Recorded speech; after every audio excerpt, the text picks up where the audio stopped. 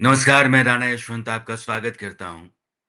पश्चिम बंगाल जहाँ चुनावों की आहट अब तेज़ होती चली जा रही है, वहाँ समाज में खदबदाहट भी पैदा हो रही है।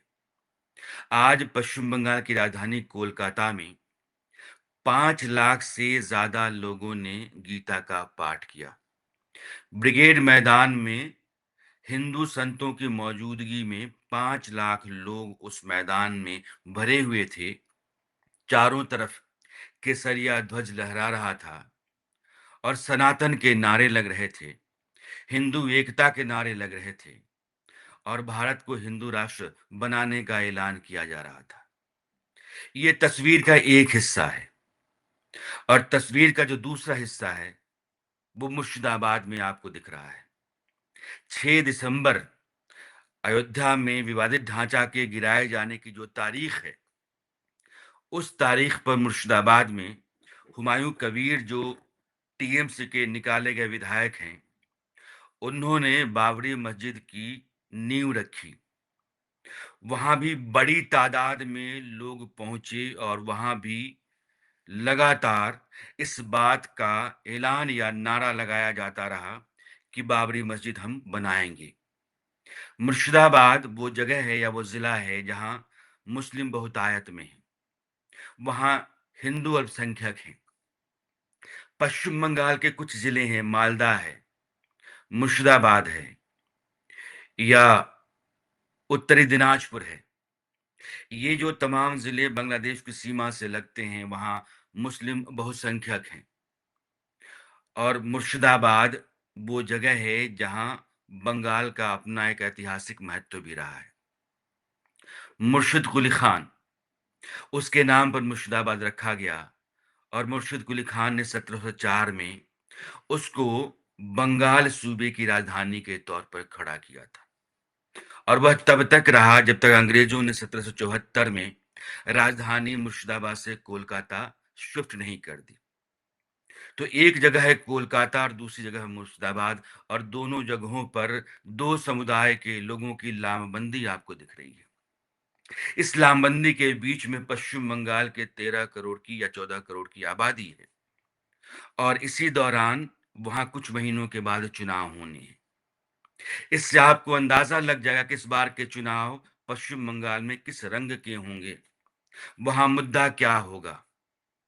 पश्चिम बंगाल जहां 2011 से ममता बनर्जी की सरकार है और उन्होंने जो पुरानी सरकारी व्यवस्था थी लेफ्टिस्टों की, कमोबेश उसको उठा लिया है और कहा यह जाता है कि ममता बनर्जी की पकड़ नीचे से लेकर के ऊपर तक अपने तरीके से है।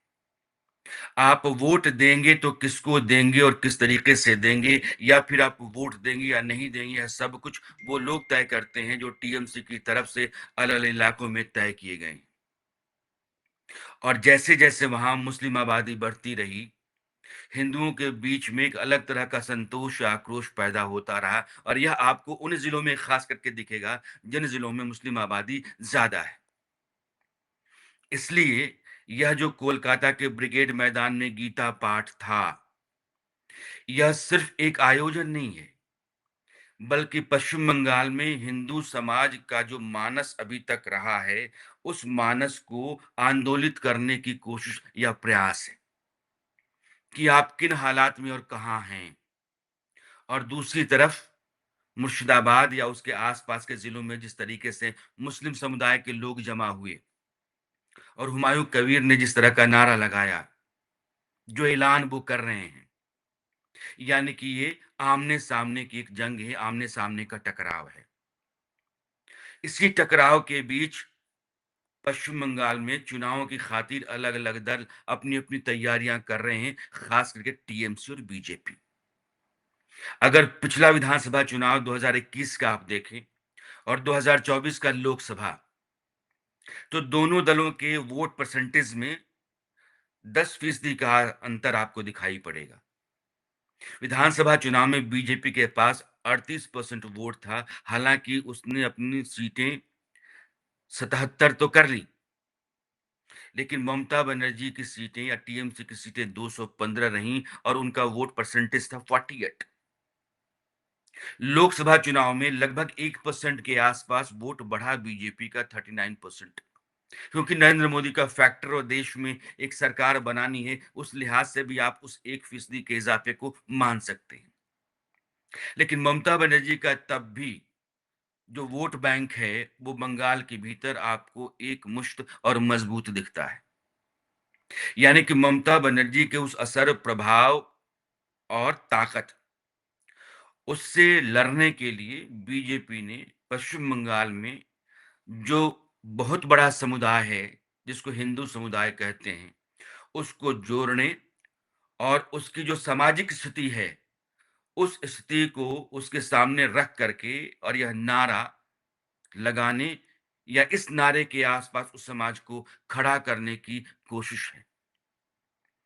और इस बार इस ब्रिगेड मैदान में जो गीता पाठ रहा है, वहां जितने संत रहे, उनके इतर नेता जो रहे, वो बीजेपी के रहे।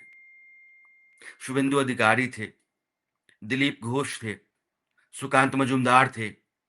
तो ये जो राज्य स्तर पर बड़े नेता हैं बीजेपी के, जिनको देश में भी जाना जाता है, उनकी नुमाइंदगी पार्टी की तरफ से इस गीता आयोजन में रही।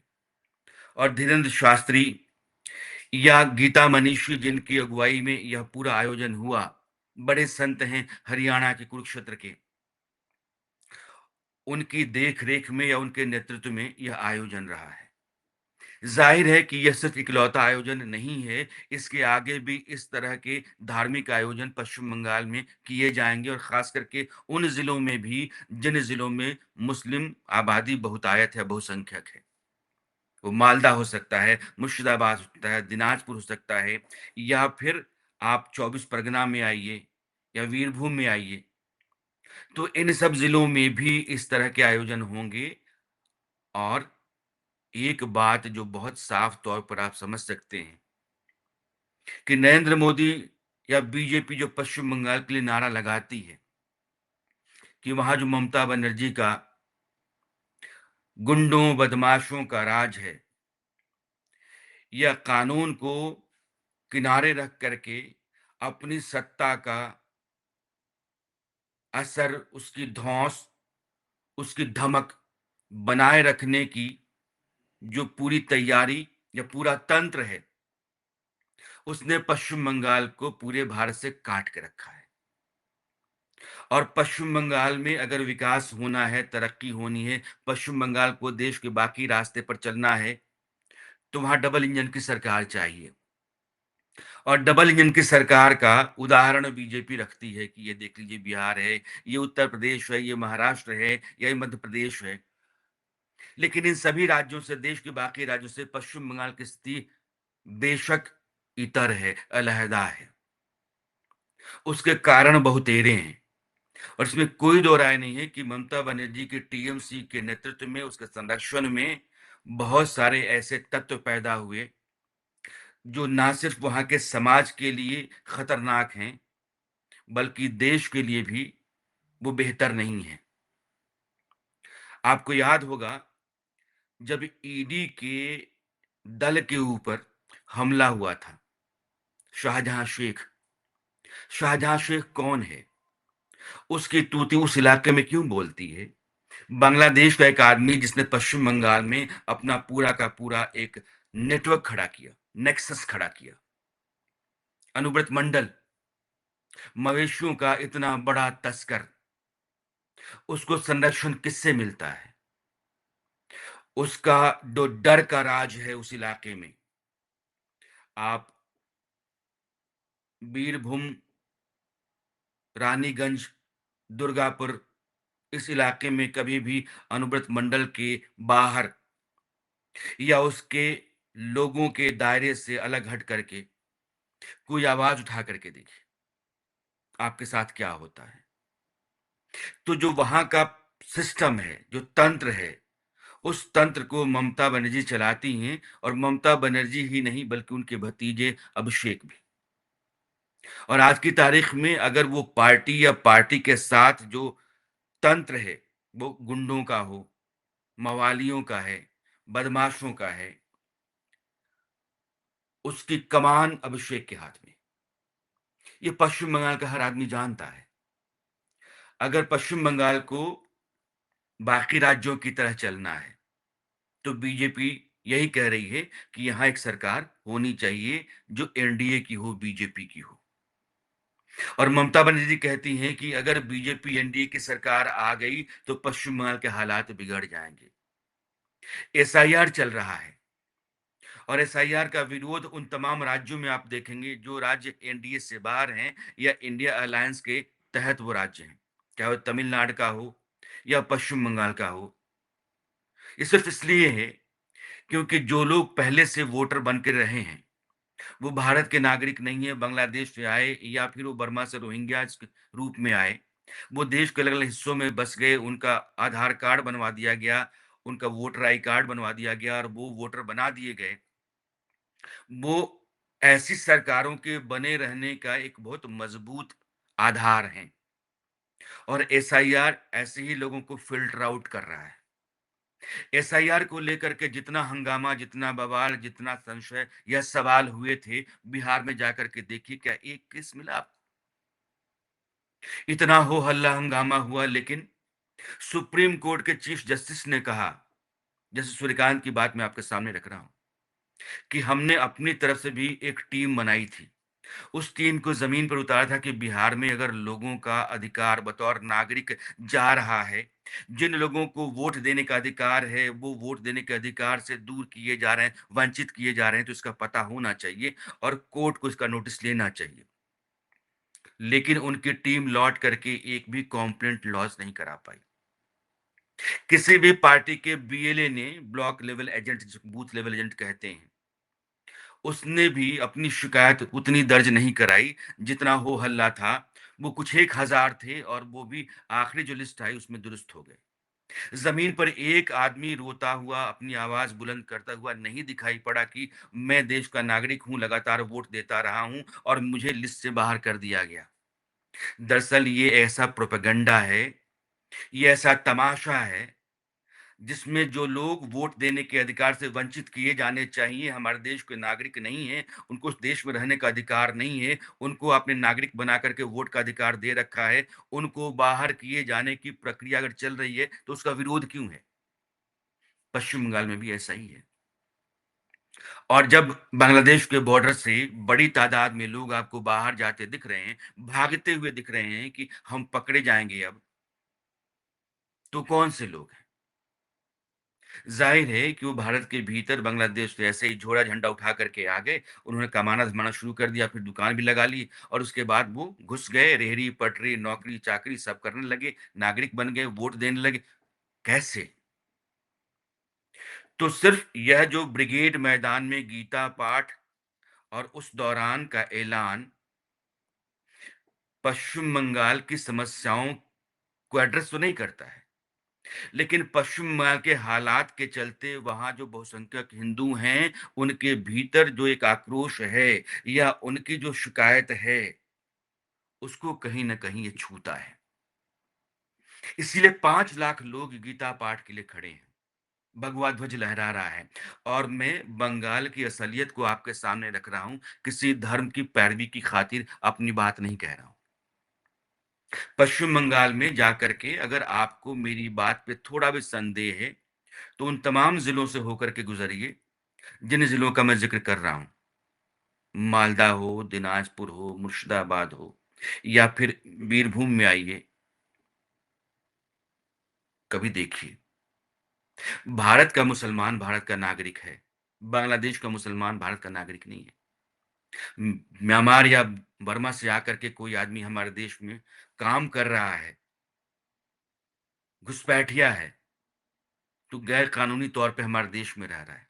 हमारे देश के लोगों के हक, हमारे साधन-संसाधन के ऊपर दूसरे देश के लोग बैठ जाएँ और उसके लिए कोई पैरवी करे कि ये तो रहना चाहिए, ये तो मानवता के नाते इनका भी हक बनता है, काहे का बनता है? हमारे देश में 140 करोड़ लोग हैं, पहले उनकी ज़रूरत देखी जाएगी, उनकी खैरियत, उनकी भलाई देखी जाएगी या फिर उन लोगों की जो हमारे यहाँ घुसपैठिया के तौर पे रह रहे हैं।